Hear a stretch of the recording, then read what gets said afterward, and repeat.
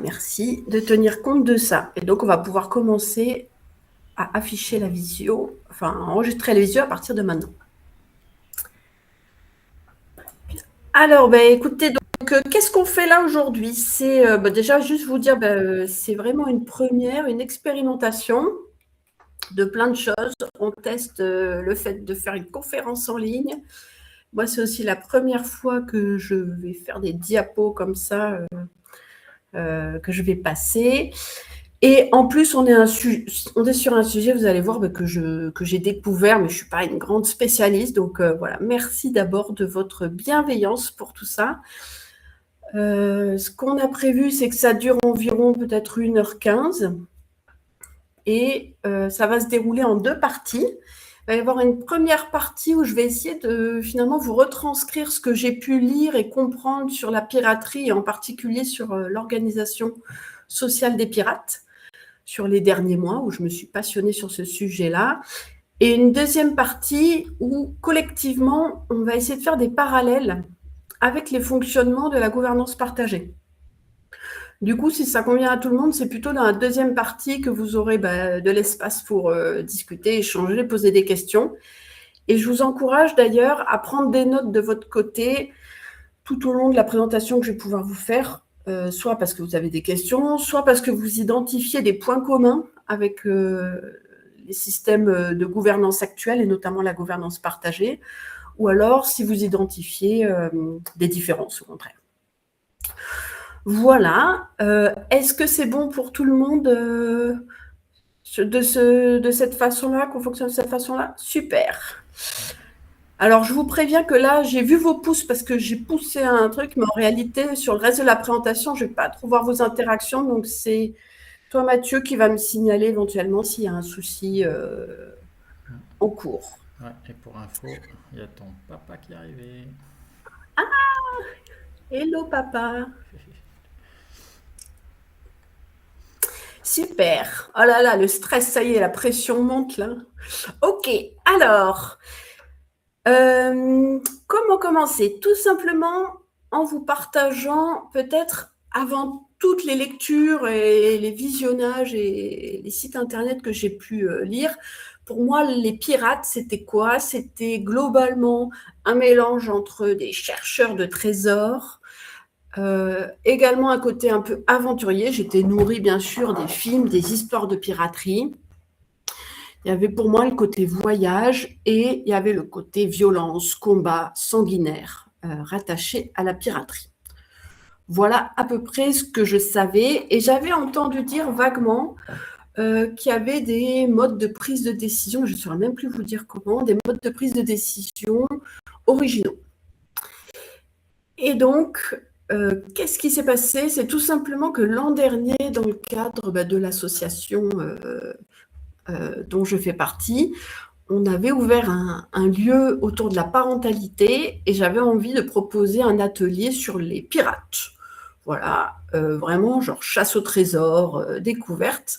Et pour faire cet atelier, j'ai commencé à me documenter un peu plus sur le sujet et j'ai trouvé ça passionnant. Il a même fallu que je m'arrête parce que, bien sûr, ça prenait beaucoup trop de temps pour le petit atelier que je voulais monter. Donc j'ai fait l'atelier, tout s'est bien passé, c'était vraiment chouette. Mais derrière, je me suis dit, waouh, en fait, j'ai entrouvert une porte que j'ai envie de continuer de pousser.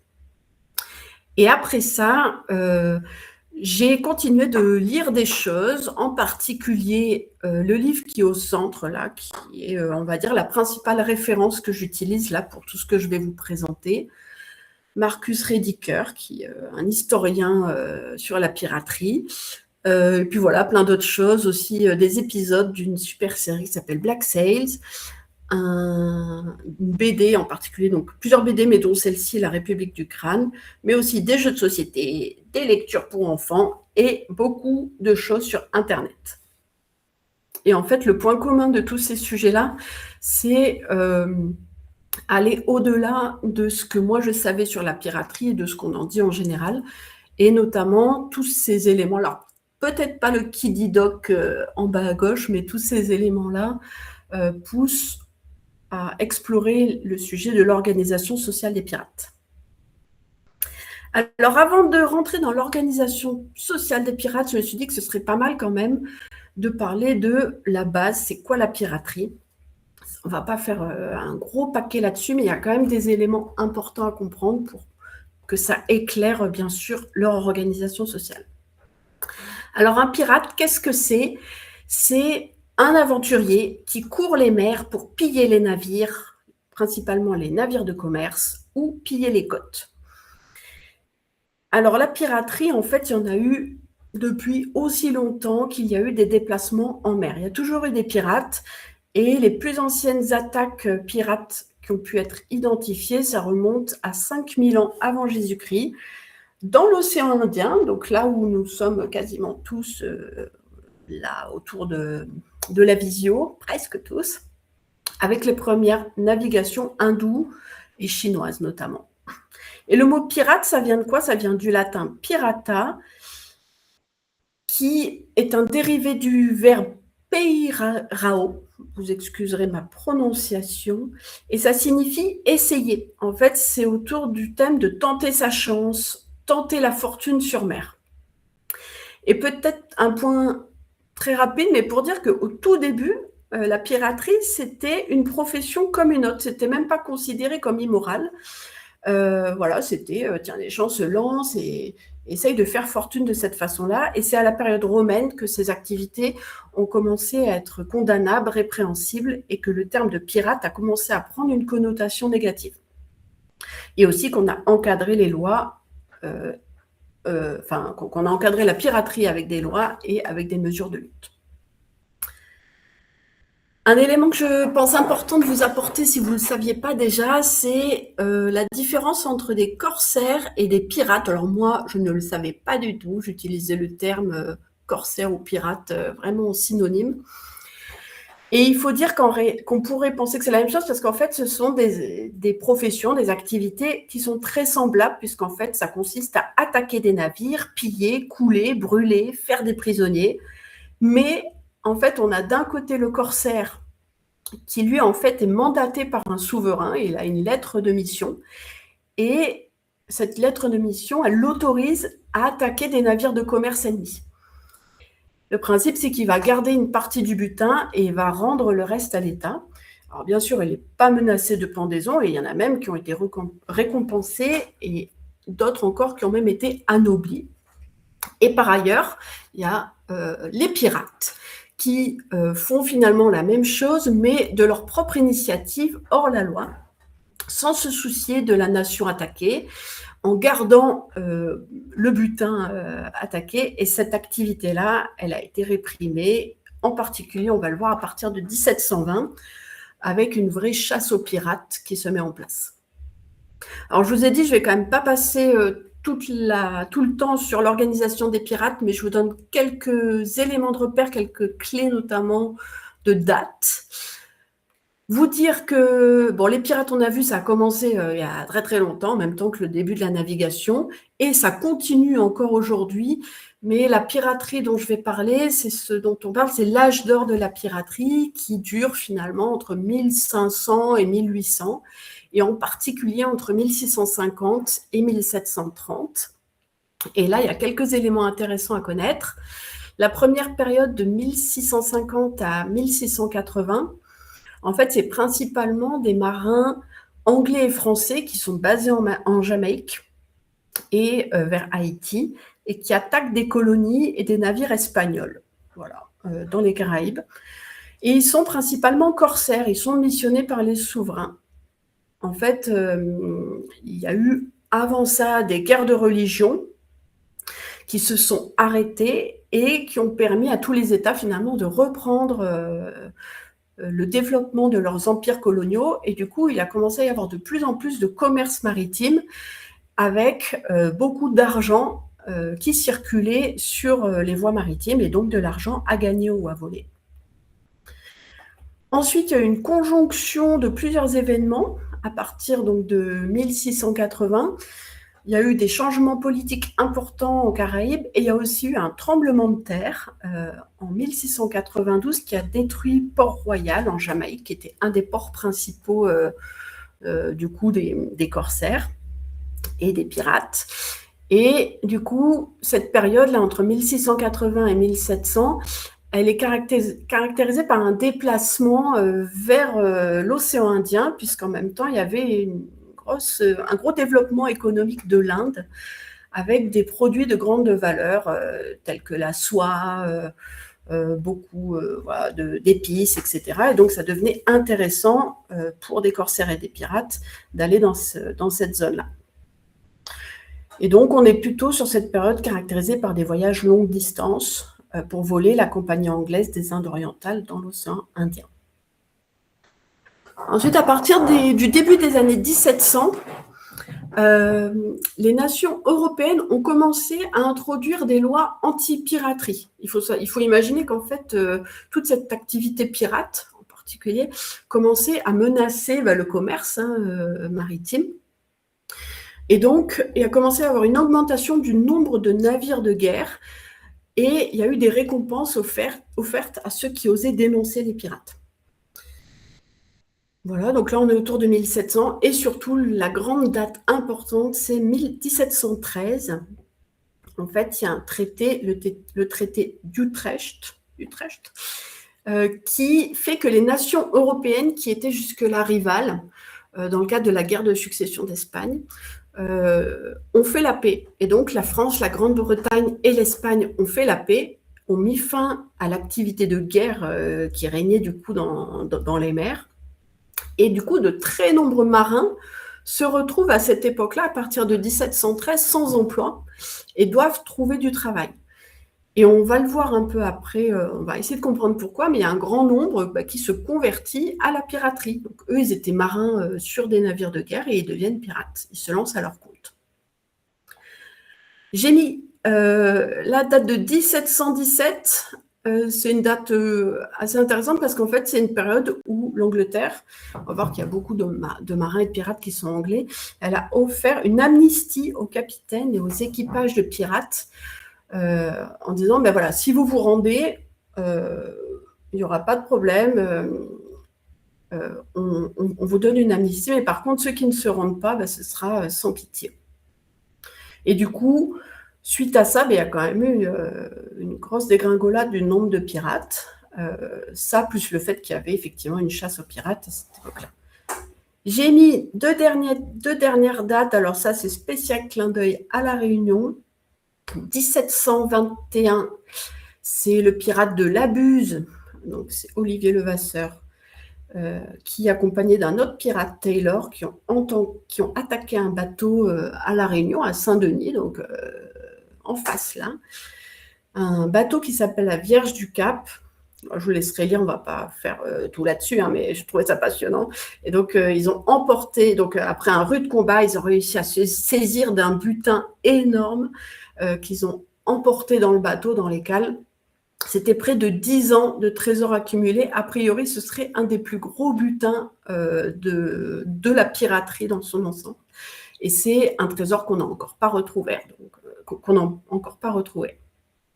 Et la deuxième date, elle est moins waouh pour Olivier Levasseur, puisque c'est 1730. Il s'est fait arrêter et c'est la période où c'est la date où il a été pendu, en juillet 1730. Et pour la petite anecdote, où il aurait lancé au moment de sa pendaison un code secret qu'on peut retrouver si on cherche sur le net, qui donnerait la clé pour trouver le fameux trésor. Voilà. Alors voilà, donc c'est globalement des dates clés, mais surtout pour vous montrer à peu près à quelle période on se trouve dans l'histoire de l'humanité. Une petite carte, on ne va pas rentrer dans le détail, mais c'est juste pour vous montrer un peu c'était où la piraterie sur cette période-là.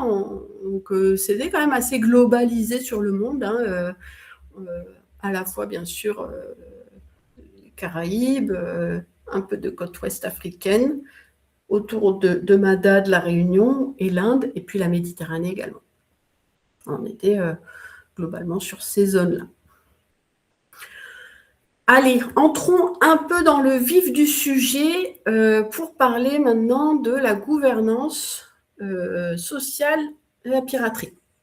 En fait, parmi toutes les lectures que j'ai pu faire, j'ai essayé de choisir des sujets qui pouvaient vous intéresser c'est-à-dire des sujets en lien avec la notion de communauté, de notion de gouvernance, de prise de décision collective et d'horizontalité. Et également la notion, vous allez le voir, de gestion partagée des biens. Voilà, donc c'est un parti pris de sélection de thèmes, et on pourra en reparler ensuite. Alors tout d'abord, ce qui m'a marqué dans toutes mes lectures, c'est le grand nombre de marqueurs d'appartenance. Je ne sais pas si vous vous rendez compte, mais encore aujourd'hui, il y a beaucoup de symboles qui nous restent des pirates. Quand on dit pirate, tout de suite, il y a des choses qui apparaissent. Et effectivement, c'est des éléments marqueurs qui sont restés et qui étaient très forts à l'époque.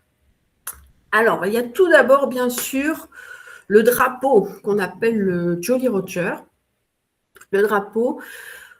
Alors, globalement, les drapeaux pirates, c'est des drapeaux avec des symboles de mort ou des symboles de temps qui passe. Voilà, il y a une sorte de petit sablier. Alors là, vous voyez des exemples de drapeaux. En réalité, il ne reste pas beaucoup de drapeaux. Il n'y en a que 2, a priori, qui ont survécu.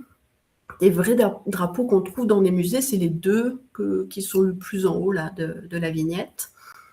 Pourquoi est-ce qu'ils n'ont pas beaucoup survécu? Bon, déjà parce que c'était fait dans des tissus, etc.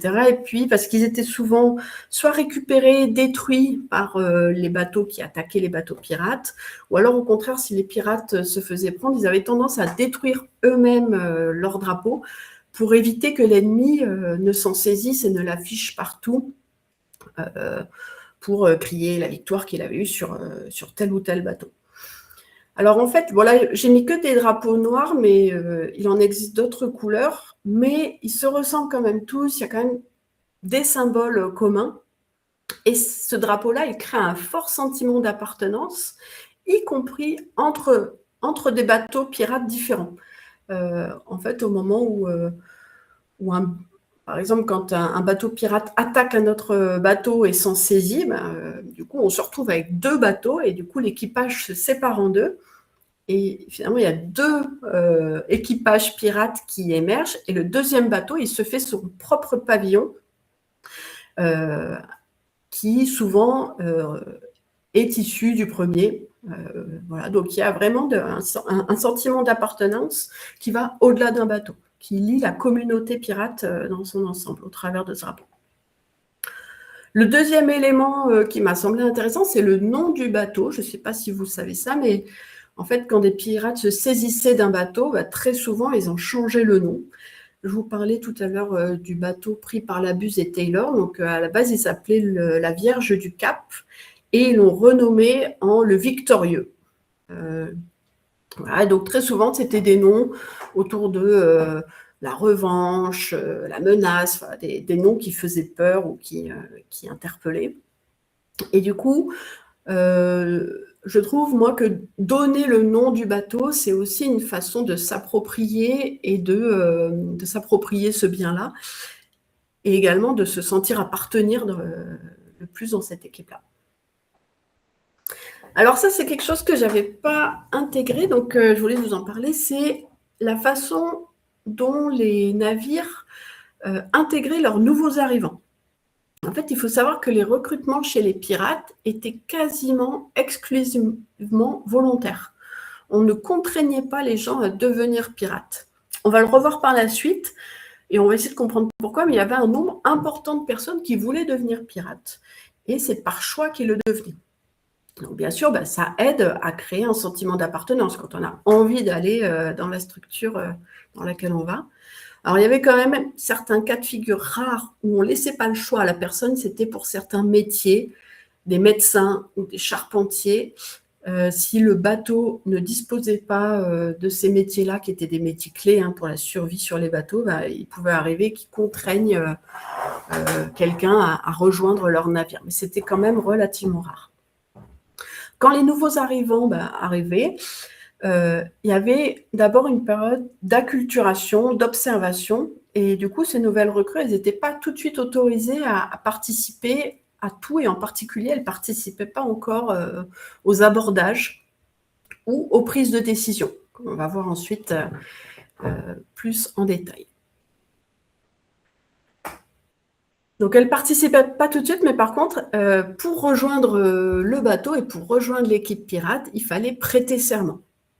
Et donc il était très courant pour les pirates de prêter serment. Alors j'ai lu que ça pouvait se faire soit sur la Bible, soit sur des pistolets, des épées croisées. J'ai vu aussi que une fois ça avait pu se faire, ou certainement plusieurs, sur canons, ou même sur des crânes humains. Ça doit être particulièrement impressionnant de prêter serment sur un crâne humain.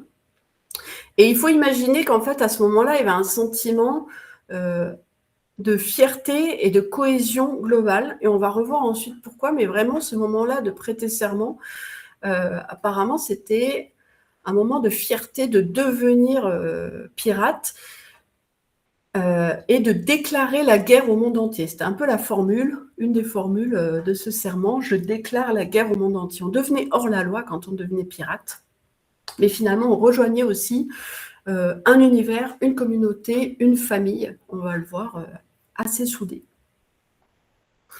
Autre élément d'appartenance fort, et on va revenir dessus parce que c'est vraiment un élément clé, c'est finalement les règles du jeu, le code pirate. Je ne sais pas si vous avez connaissance de ça. Moi, je ne le savais pas avant de faire mes recherches et de lire mes documents. En fait, sur chaque bateau, il y avait une sorte de contrat de règlement intérieur qui était signé par chacun des marins. Il était spécifique à chaque bateau ou à chaque expédition. Il était souvent conclu quelques jours avant le départ du navire. Et il détaillait finalement à la fois toutes les décisions sur où est-ce qu'on va, pourquoi est-ce qu'on va là-bas, mais aussi sur les modalités d'organisation sur le bateau, les modalités de répartition des butins qu'on pourrait acquérir pendant la traversée. Et également, on va le voir il détaillait déjà la façon dont seraient prises les décisions. Je le redirai plusieurs fois, mais en fait, il faut vraiment se dire qu'on est là en 1700, donc c'est des choses vraiment précurseurs d'avoir des règlements intérieurs qu'on fait signer aux personnes qui s'engagent finalement aussi à le respecter.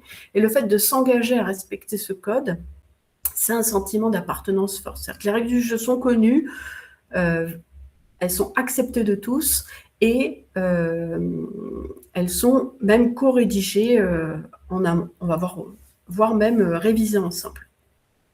Et ce code des pirates, il donne aussi le détail de ce qui est interdit sur le navire et des punitions qui sont associées en cas de non-respect. Et enfin, dans tout ce qui est sentiment d'appartenance, moi j'ai relevé qu'il y avait aussi beaucoup de rituels qui rythmaient la vie des pirates et qui créaient finalement cette habitude, cette cohésion, cet esprit de communauté. Donc il y avait beaucoup de choses autour de la fête et du rhum. En fait, les pirates, quand ils rentraient dans cette vie de pirate, ils savaient qu'ils n'allaient pas vivre très longtemps. Globalement, ils allaient vivre 2-3 ans de piraterie parce que c'était extrêmement dangereux, hors la loi.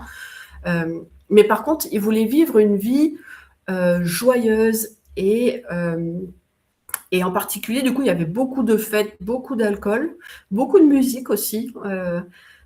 Et là, j'ai mis des petites figurines, là, des masques qui représentent du théâtre. Ça, je ne savais pas non plus. En fait, ils avaient une sorte de jeu qui était de mimer des procès, de mimer leur futur procès quand ils seraient arrêtés. Donc, il y en avait un qui jouait le pirate, il y en avait un qui jouait la cour, il y en avait qui jouait le public, et ils s'entraînaient à dire qu'est-ce qu'ils diraient s'ils se font attraper, et aussi ils en profitaient pour se moquer du reste du monde à travers ça. Et donc ça, c'était vraiment des rituels, c'est quelque chose qu'on retrouve dans beaucoup de témoignages, voilà, et donc qui marque aussi cet esprit pirate et qui se retrouve d'un bateau à l'autre. Voilà. Quand on devient pirate, on rejoint aussi ça. Voilà ce que j'avais à dire sur la première partie qui était autour des sentiments d'appartenance. Le deuxième élément que je voulais vous apporter et qui m'a marqué, c'est quelque chose que je ne m'attendais pas du tout en fait, c'est à quel point en fait dans ces communautés, il pouvait y avoir quelque chose de fort autour de l'équité, l'égalité, la solidarité et la fraternité. On va revenir ensemble là, sur ces différentes notions. Alors, c'est des éléments qui transparaissent explicitement dans le Code des pirates. Déjà, quelque chose d'assez incroyable, c'est qu'en fait, le Code des pirates prônait une distribution équitable du butin. Le principe, c'était que tous les membres de l'équipage devaient recevoir leur juste part.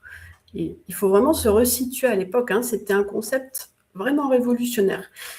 Le capitaine gagnait rarement plus de 2 ou 3 fois le salaire du plus simple matelot. C'est-à-dire qu'entre le capitaine et le plus simple matelot, il y avait maximum, de ce que j'ai lu, 3 fois d'écart. Et donc, les historiens s'accordent à dire que c'était un système vraiment révolutionnaire pour l'époque parce qu'il instaurait un système de rémunération décentralisé de la richesse.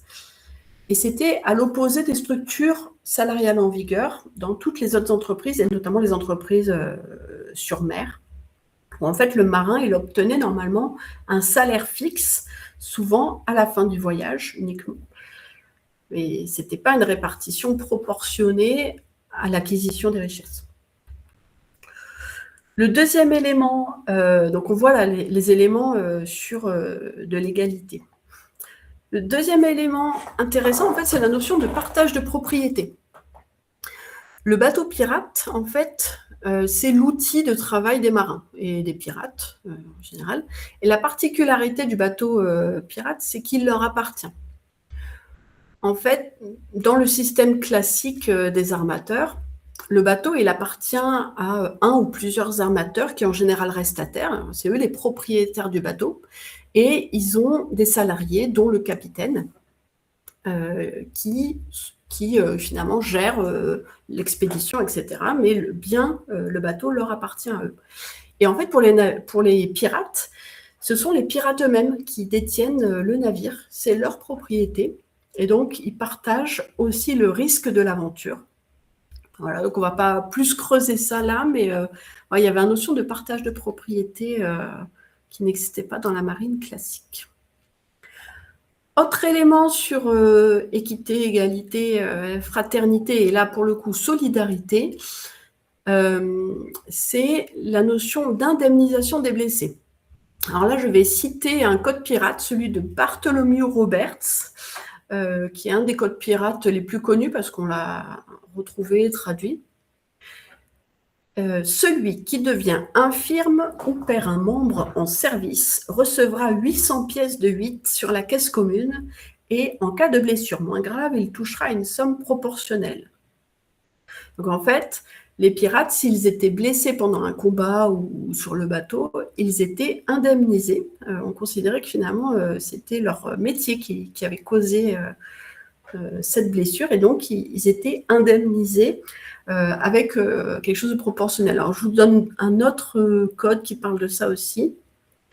Et vous allez voir, du coup, ça amène aussi une part un peu plus sombre, parfois, la piraterie. 100 écus ou un esclave pour la perte d'un œil, d'un doigt ou d'une oreille, jusqu'à 600 écus ou 6 esclaves pour la perte des 2 yeux, des 2 mains ou des 2 jambes. Alors, oui, on voit que c'est un métier vraiment dangereux. Et on voit aussi, je ne vais pas m'étendre là-dessus parce que ce n'est pas l'objet de cette vidéo-là, mais c'est hyper intéressant, c'est le rapport de la piraterie à l'esclavage.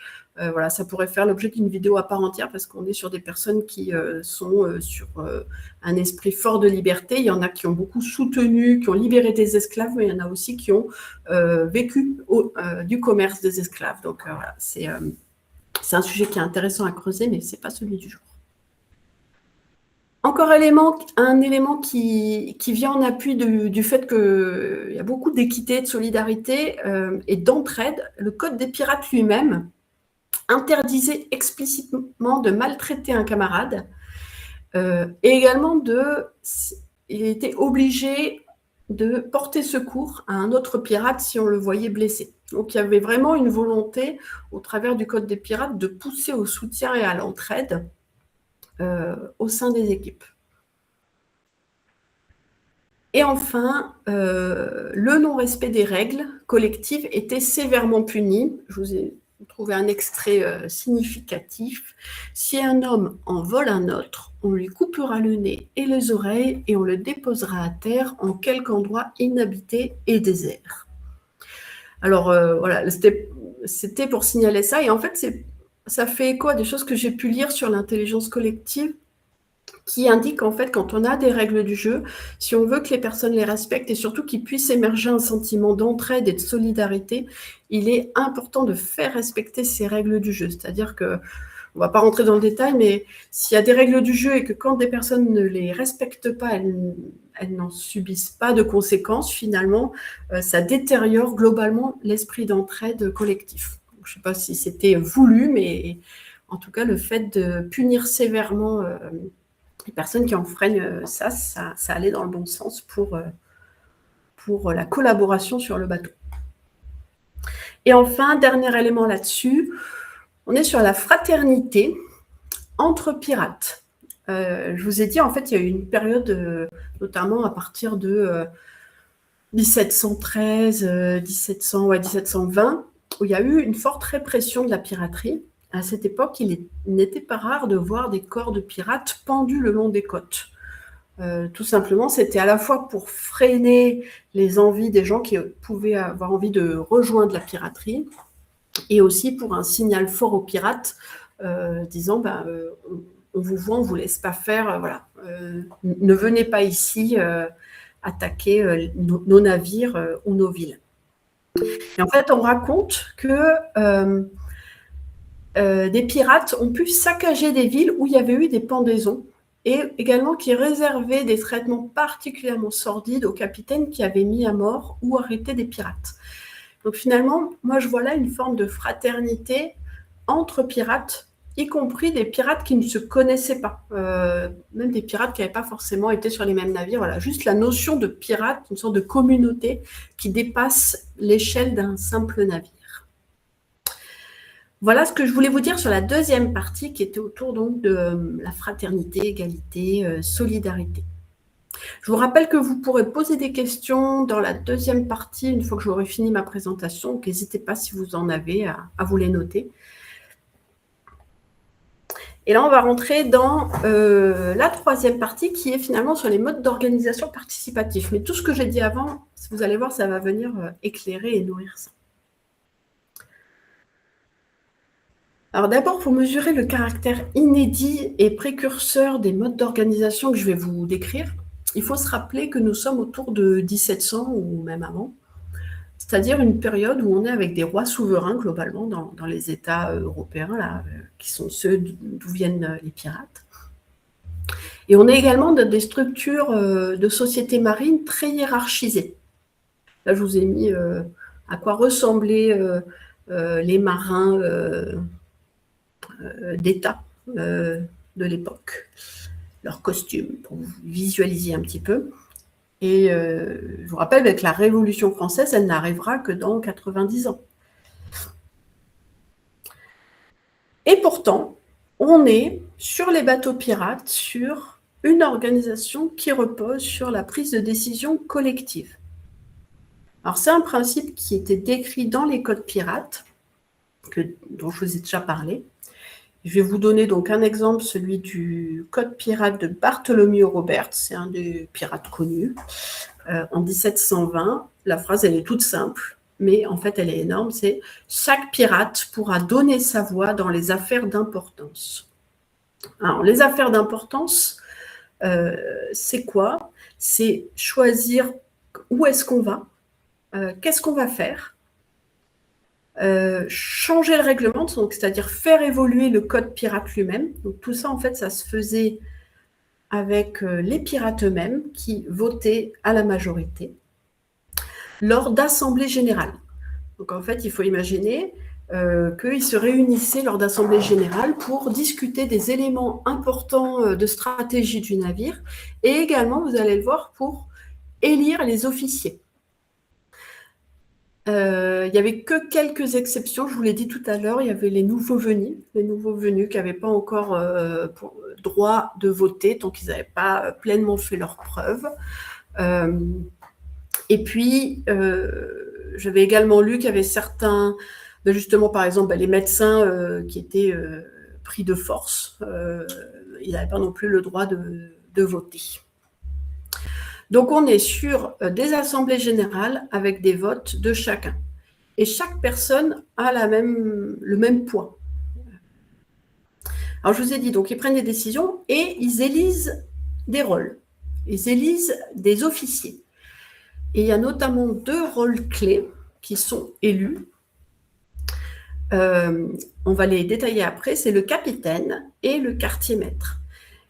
Et avant qu'on rentre un peu dans le détail de ça, ce qu'il faut savoir, c'est que finalement, quand on était pirate, peu importe son origine et son rang social, on était sur un système méritocratique, c'est-à-dire les personnes qui avaient les qualités requises pour faire les rôles, soit une forte personnalité, du maintien de l'ordre, etc., pouvaient gravir rapidement les échelons et devenir capitaine ou quartier-maître. Donc il y avait aussi cette notion d'ascenseur social basé du coup, pour le coup, sur la méritocratie. Il faut se remettre dans le cadre où on est en 1700 et où c'est quelque chose de peu commun par ailleurs.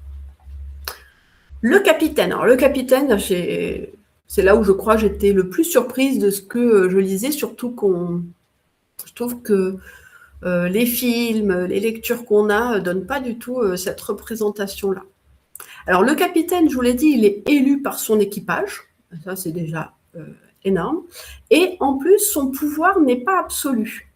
En fait, il n'a autorité complète qu'au moment des batailles. Donc, lorsqu'il y a un combat, lorsqu'il y a un abordage, lorsque vraiment on est dans une période, dans une attaque, là, le capitaine a tous les pouvoirs. On ne peut pas aller à l'encontre de ce qu'il veut. Également, quand on est dans une période de chasse à un autre navire, quand on poursuit un autre navire, là aussi, le capitaine a tous les droits et il a une autorité absolue. Mais par ailleurs, à côté de ça, ce n'est pas le cas, c'est-à-dire que les souhaits d'un capitaine peuvent être annulés par une simple majorité ou par un veto du quartier-maître. C'est-à-dire que le collectif peut décider que le capitaine ne remplit pas bien ses fonctions et décider de changer de capitaine par vote.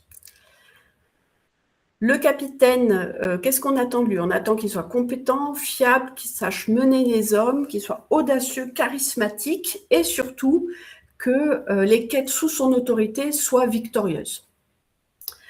Et concrètement, il a également pour rôle de tenir les journaux de bord des voyages, de gérer les affaires du navire globalement. Mais à part ça, il n'avait pas autant d'avantages que des capitaines des autres bateaux, donc les bateaux de navires marchands, on va revoir ça. Il n'avait pas un meilleur couchage que les autres, et on raconte même que si un pirate jugeait que le plat du capitaine était meilleur que le sien, il pouvait échanger son plat avec celui du capitaine et manger ce qui était dans l'assiette du capitaine. Pour vous donner un peu la mesure finalement du côté horizontal et équilibré de la volonté d'un équilibre des pouvoirs. Le vote du capitaine lui-même ne pesait pas plus que celui des autres dans les assemblées. Donc, lui aussi, il n'avait qu'une seule voix. Et le capitaine, donc je vous l'ai dit, on pouvait le renvoyer. On pouvait aussi, si vraiment il n'avait pas été correct, par exemple, avec les gens, on pouvait le mettre sur une île déserte ou le jeter à la mer. Et tout cela, ça se faisait par vote, ça se décidait par vote. Et on pouvait également le destituer finalement d'un bateau, même si, ça arrivait quelquefois, il était propriétaire du bateau. Je vous ai dit tout à l'heure qu'ils étaient tous propriétaires, il arrivait parfois qu'il y ait un qui soit propriétaire d'un bateau, et donc le capitaine pouvait perdre son bateau par vote. Je trouve ça hallucinant. Donc ça, c'est le capitaine. Et le deuxième rôle intéressant, c'est le quartier-maître. Alors le quartier-maître, c'est un rôle qui existe sur les navires marchands, mais d'habitude, c'est globalement la personne qui gère l'intendance. Et alors sur les navires pirates, c'est autre chose, c'est le contre-pouvoir, c'est l'avocat de l'équipage. Il se doit d'être impartial. Alors lui, il est soit désigné par le capitaine, ça peut arriver, soit élu par l'équipage. Son rôle, c'est de veiller à la discipline sur le bateau, de veiller au fait qu'il reste des vivres. C'est lui qui va veiller à la bonne distribution du butin. C'est également lui qui réunit les assemblées générales si l'équipage a le souhait de modifier quelque chose, veut revoir la stratégie, etc. Et il représente l'équipage auprès du capitaine. Sur les navires pirates, on ne parle pas de mutinerie, ça n'existe pas, parce qu'en fait, s'il y a des personnes qui sont mécontentes, le quartier-maître convoque une assemblée et le capitaine, je vous l'ai dit, peut se faire débarquer. Donc, il existe ce rôle hyper important qui n'existe pas sur les autres bateaux, ce contre-pouvoir qui représente l'ensemble de l'équipage et qui est élu aussi la plupart du temps.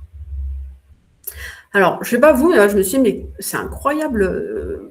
Comment est-ce que, dans cette période, comment est-ce qu'on peut se retrouver avec des personnes qui se mettent à construire des modes de fonctionnement aussi uniques, très différents de ce qu'ils ont vu. Et donc, finalement, pourquoi est-ce que les pirates se sont mis à construire des systèmes de gouvernance très horizontaux, méritocratiques, etc.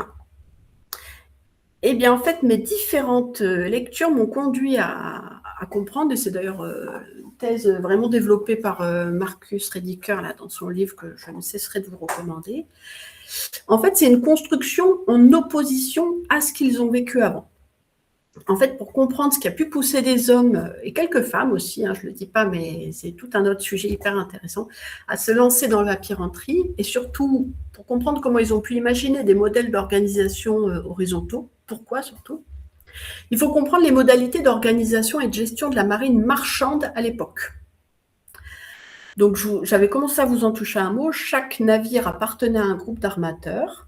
Et le capitaine, lui, il était salarié du bateau et il avait un pouvoir absolu sur son équipage. En général, c'était un petit équipage. Et il était maître à bord. Il avait vraiment tous les droits sur les hommes à bord. Et les historiens de l'époque décrivent que très souvent, ce pouvoir était abusif, hyper autoritaire. Il y a des descriptions de punitions corporelles hyper sévères, voire mortelles, des brimades, des humiliations, des injustices. Alors bien sûr, pas tous, mais il y avait quand même une forte proportion de vie sur les bateaux qui se passait comme ça. On raconte que le métier de marin était l'un des plus dangereux et des plus mortels de l'époque. Pour vous donner, je continue de vous dresser un peu le tableau parce que c'est quand même important de comprendre ça.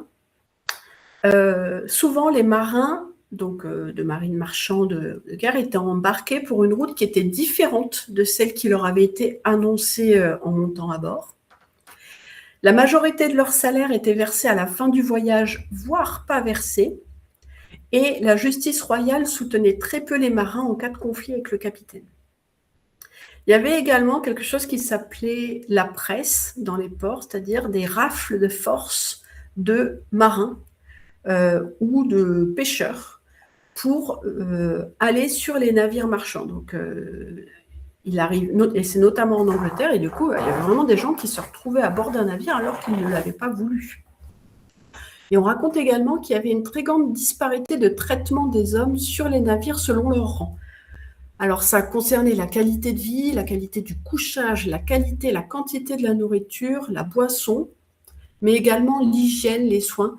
Je ne rentre pas dans le détail, mais il y avait vraiment une disparité énorme entre les officiers qui pouvaient manger même du poisson, des fruits, des légumes frais, et les matelots de bas étage qui étaient hyper rationnés, qui n'avaient vraiment que de la viande séchée, etc., quand encore il y en avait. Il y avait vraiment une grande disparité de traitement.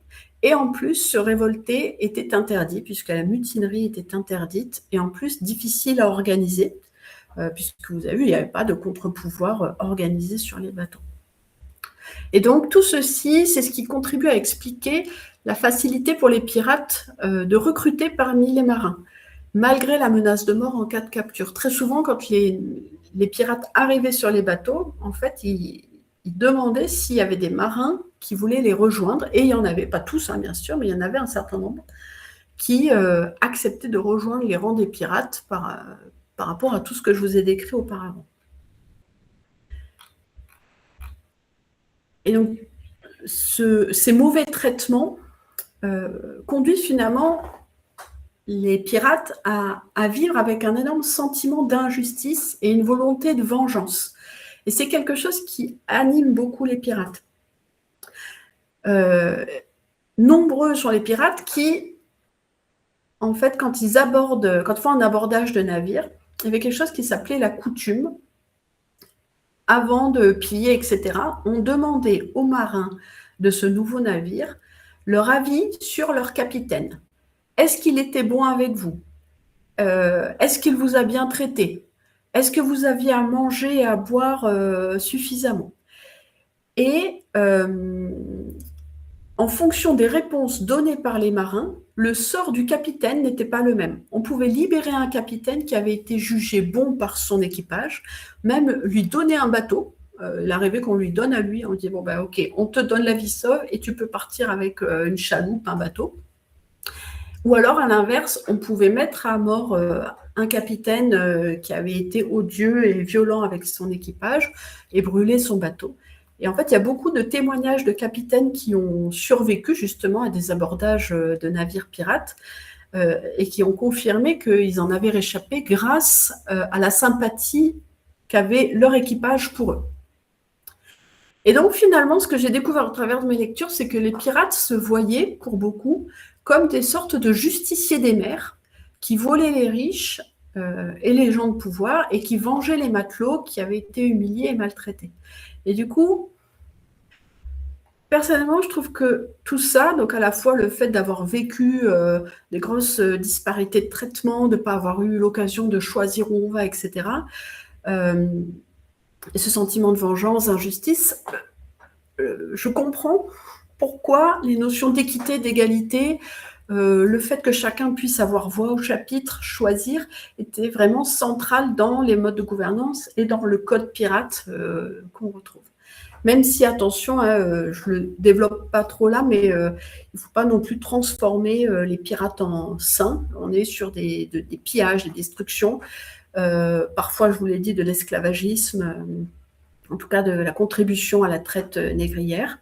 Et donc, si vous êtes intéressé par ce sujet des motivations pirates et de l'image négative qui a été véhiculée jusqu'à aujourd'hui, vous pouvez aller lire le livre de Marcus Rediker ou d'autres livres à ce sujet, parce que c'est très intéressant. Alors là, j'espère avoir essayé de vous expliquer pourquoi les pirates, de mon point de vue, c'est des hypothèses, et je relais les hypothèses sur toute d'autres personnes, mais pourquoi est-ce que les pirates se sont construits avec des modes de gouvernance comme ça? Mais on pourrait également se demander, mais d'où viennent ces modes de gouvernance? Finalement, qu'est-ce qui a pu inspirer ces modes de fonctionnement-là? Et alors là, vous allez voir, on est vraiment dans un domaine hypothétique. Donc, s'il vous plaît, ne posez pas trop de questions sur ces parties-là. Mais alors, d'où est-ce que ça peut venir, ces modèles et ces valeurs? Déjà, il semble que ça s'inscrive quand même dans une tradition de fonctionnement sur les navires. Dans l'Antiquité au Moyen-Âge, on parle déjà du partage des biens selon les besoins du moment. Et on parle aussi, dans certains textes, d'élection de représentants pour régler les différends entre le capitaine et les équipages. Donc, il y aurait déjà eu dans l'histoire de la navigation, et c'est vrai que, alors, je ne l'ai pas dit, mais en fait, c'est hyper intéressant, c'est-à-dire qu'on regroupe 10, 15, 20, 80, des fois 300 personnes, pas sur les bateaux pirates, mais sur un navire, et il faut collaborer. Donc, on imagine qu'effectivement, le sujet de la gouvernance et des prises de décision, il est central sur un navire encore plus que dans n'importe quelle entreprise. Donc, en tout cas, il semblerait qu'il y ait une sorte de tradition qui aille un peu dans ce sens-là. Par ailleurs, il faut se rappeler les pirates d'où ils viennent. Ils viennent d'Angleterre principalement, mais également d'Irlande, d'Écosse, du Pays de Galles, notamment des quartiers marins du Grand Londres.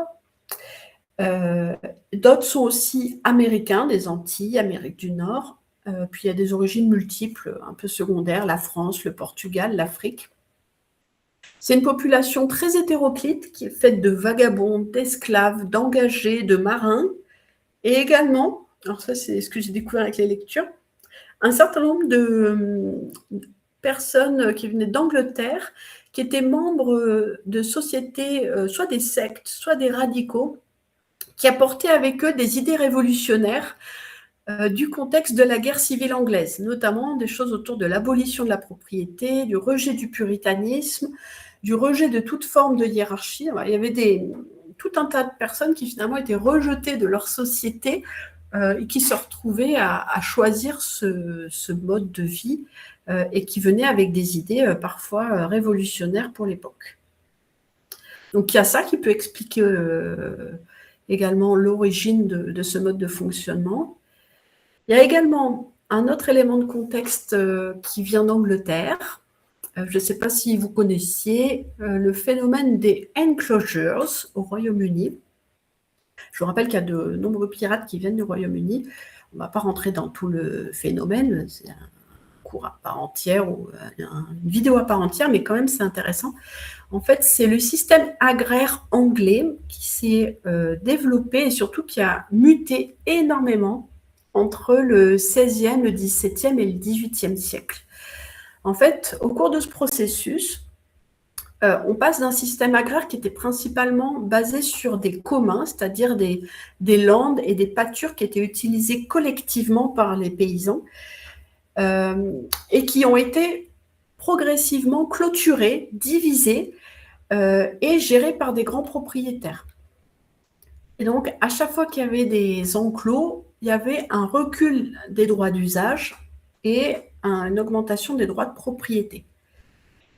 Et qu'est-ce que ça a conduit? Ça a conduit à une très forte réduction des surfaces exploitables pour les paysans et donc un fort appauvrissement et un fort exode rural. Et là où je veux en venir, c'est que ces personnes-là, donc on est sur des paysans qui ont perdu leurs terres à cause de la mise en propriété de grands propriétaires et qui se sont retrouvés sans travail à aller notamment dans les grandes villes et dans les ports et à aller donc travailler dans la manufacture mais aussi dans les ports et à devenir marin.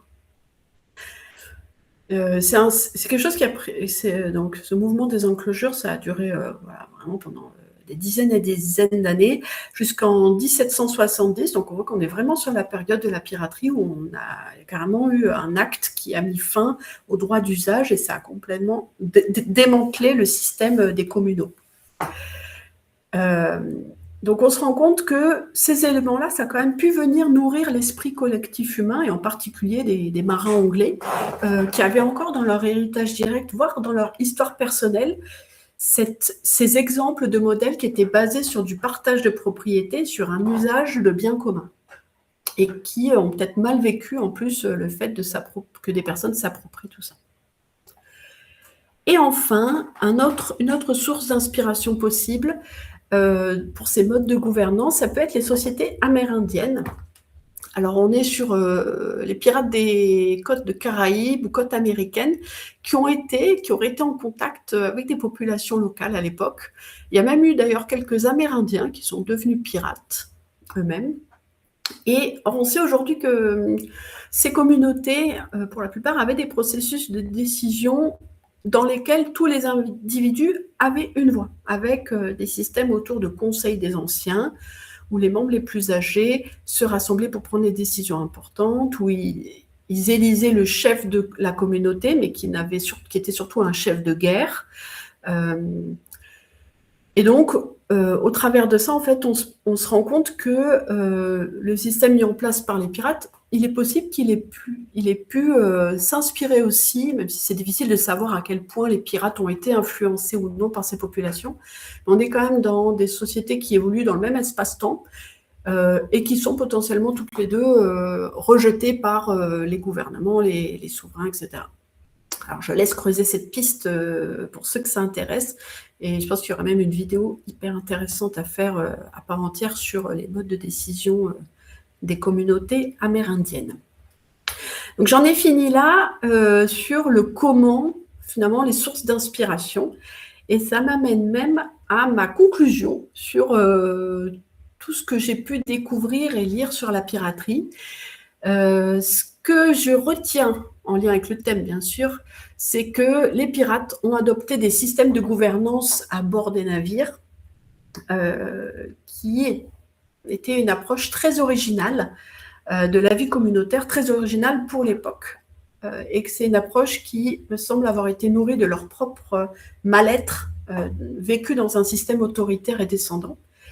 J'ai également découvert que, malgré un cadre global hors la loi, les pirates avaient mis en place des règles basées sur l'équité, la responsabilité, la démocratie.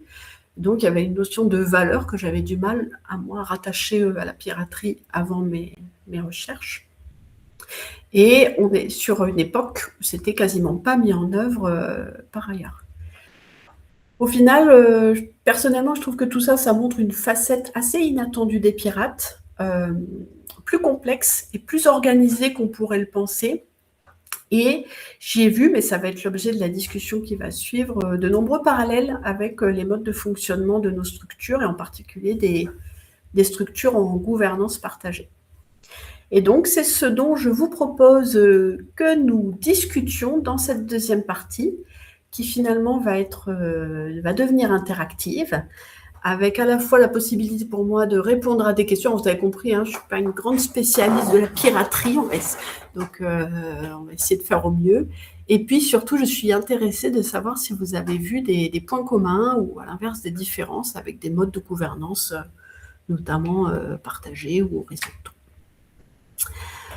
Voilà pour mon exposé. Je regrette de ne pas avoir plus d'eau parce que j'ai soif. Merci à tous pour votre écoute. Je vois que vous êtes encore là. Alors, je vous propose d'ouvrir vos micros. Je ne sais pas si l'assistant pirate, qui n'est plus pirate, veut aussi m'aider à cette étape-là.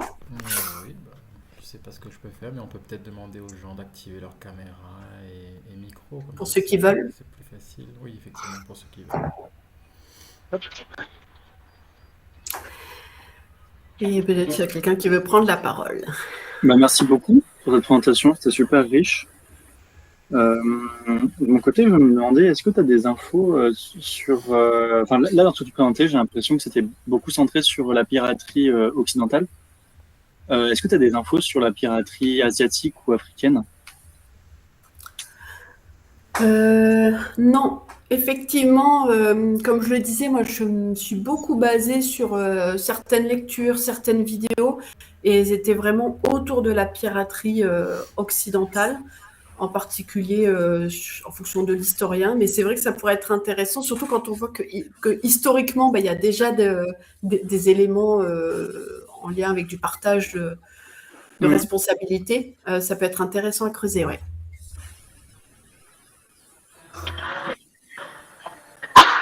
Merci beaucoup. Je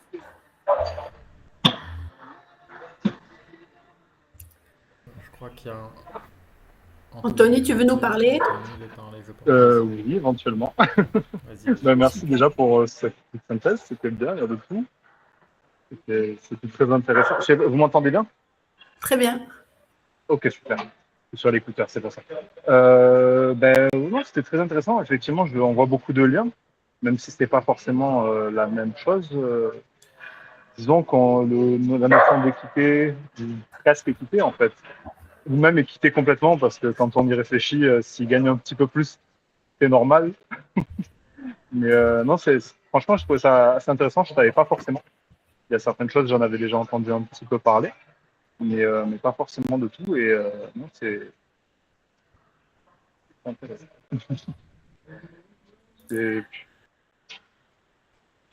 Ouais, c'est vrai que ce point-là, ça soulève le sujet des écarts de salaire, qui peut être intéressant à développer là, dans les structures actuelles, qui parfois est un sujet abordé dans des entreprises qui essayent de travailler avec de l'intelligence collective ou de l'horizontalité. Je ne sais pas s'il y a des gens qui veulent commenter là-dessus ou faire des apports à ce sujet-là.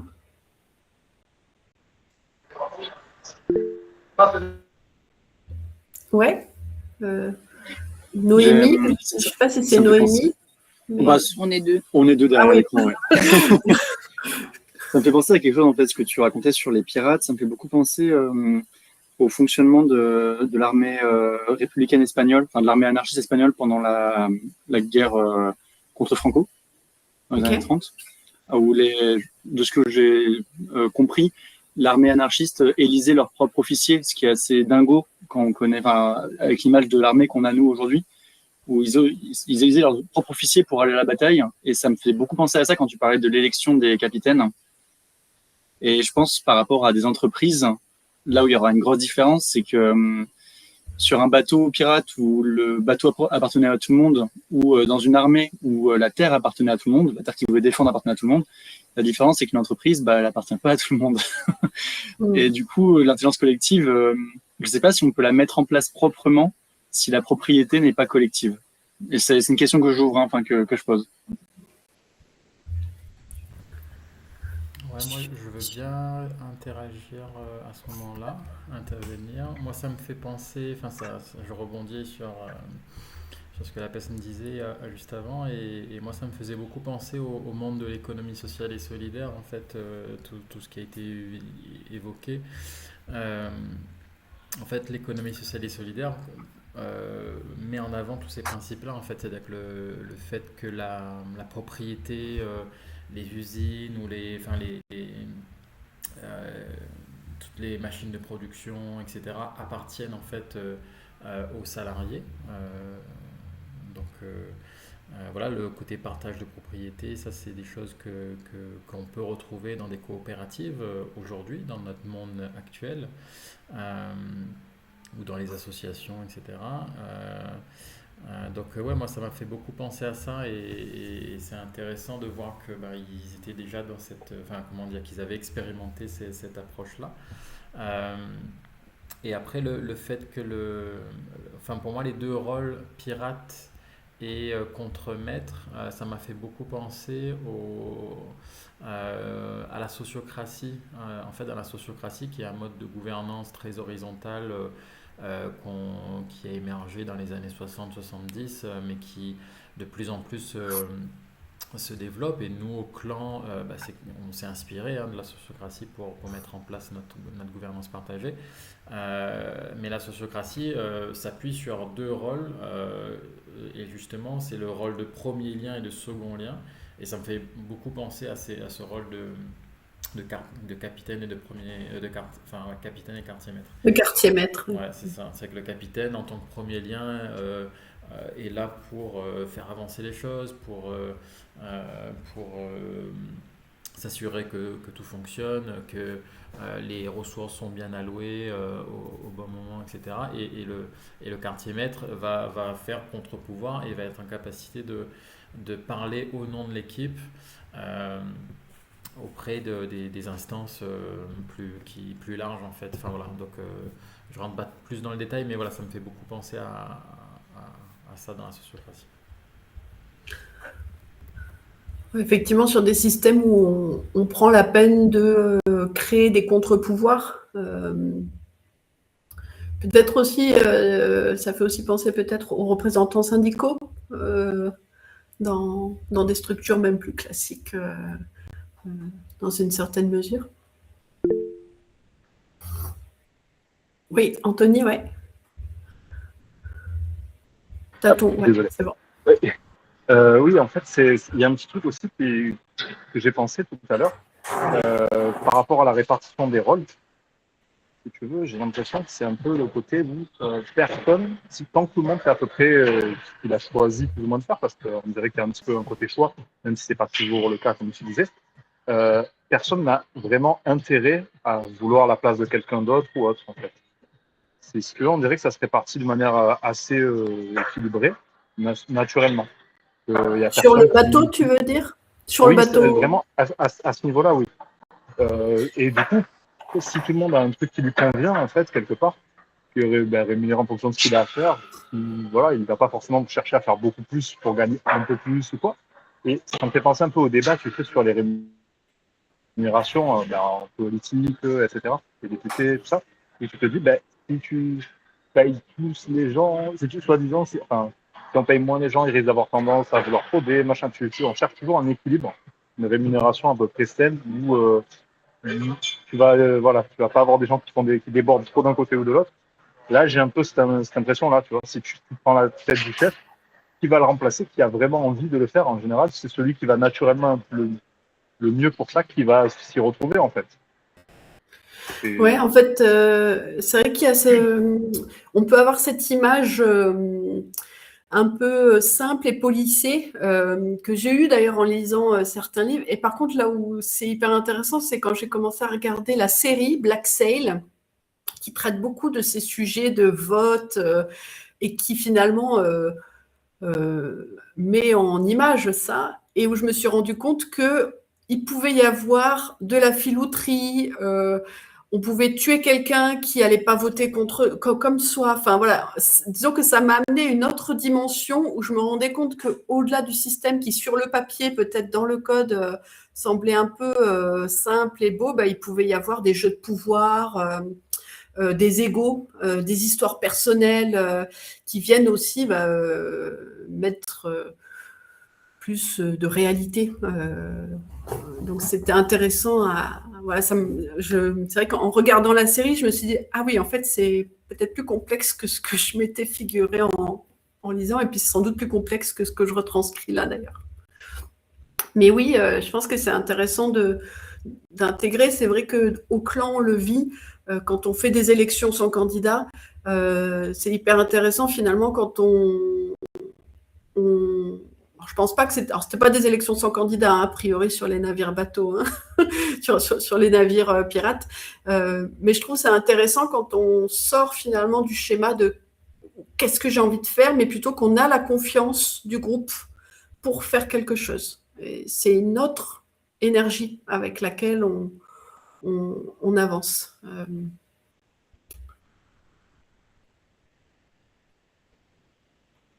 Est-ce qu'il y a d'autres questions, d'autres commentaires? Est-ce qu'il y a d'autres parallèles qui ont pu être identifiés? Est-ce qu'il y a des gens qui étaient très surpris ou des choses que vous ne saviez pas? Ou l'inverse, des trucs en plus que vous voudriez rajouter? Il y a Anthony qui lève la main. Non, il a toujours sa main levée. Ah, d'accord. C'était depuis tout à l'heure. Ouais. Ok, c'était depuis tout à l'heure. Okay. Quelqu'un d'autre? Ouais. Je me permets d'en intervenir parce qu'effectivement, il y a plein d'expériences en fait, auxquelles on ne pense pas forcément, mais j'ai l'impression que dans le monde paysan européen, parce qu'en tout cas c'est ça que je connais, il y a eu beaucoup d'expériences en fait, même, enfin on dit expérience, mais en fait des modes de vie séculaires qui ont été basés sur la coopération. Je crois que c'est dans le Briançonnais au niveau du Moyen-Âge, dans la région de Briançon. Je crois qu'à un moment, le roi avait fini par leur donner une autonomie partielle et il gérait les terres de manière commune. Et en fait, même la tradition paysanne française, en tout cas pour le Moyen-Âge, hein, parce que voilà, c'est vieux aussi. La civilisation en Europe, elle a 10 000 ans. Donc ça donne quand même beaucoup d'espace pour beaucoup d'expériences. Et c'est vrai que là, c'est intéressant d'avoir ce focus sur la piraterie.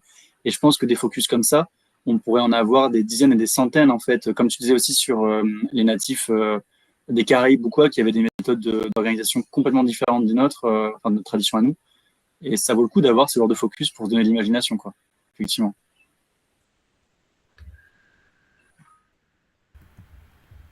Ouais, je veux bien intervenir aussi, parce que j'allais un peu dans ce sens-là.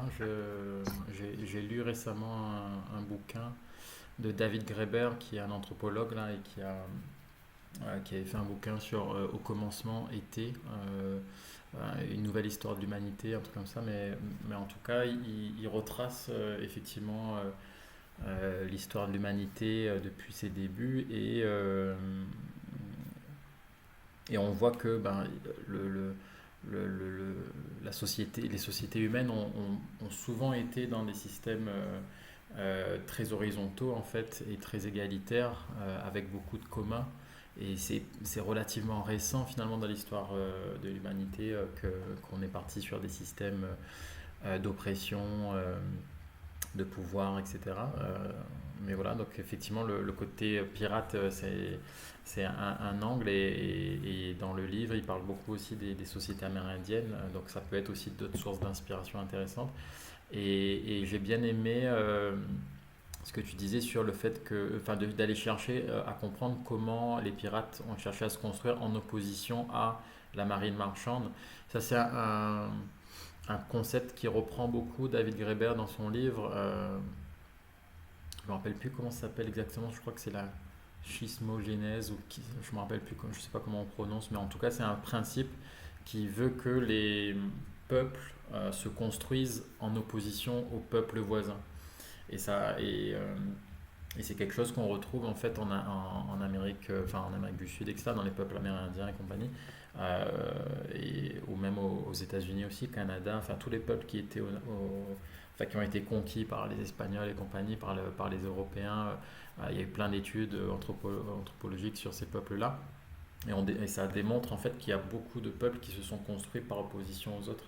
Et, et j'ai l'impression, nous, au clan, c'est un peu ça qu'on a fait aussi finalement. Alors, on ne s'est pas construit en opposition avec nos voisins, mais on s'est construit en opposition au système organisationnel classique des entreprises. C'est-à-dire qu'on a voulu imaginer un monde différent, en fait, un monde dans les entreprises qui soit différent, où on prend les décisions en collectif, où on n'a pas de manager, où on prend des décisions différemment. Enfin voilà. Donc j'ai l'impression ce côté, on se construit en opposition, c'est intéressant à creuser et c'était cool que tu abordes ce sujet-là, le sujet des pirates sous cet angle-là aussi. Je ne sais pas si tu arrives à mettre la référence du livre si vous êtes intéressé dans le chat. N'hésitez pas à utiliser le chat pour mettre des références de choses que vous recommandez de lire un peu sur ces thèmes-là en général.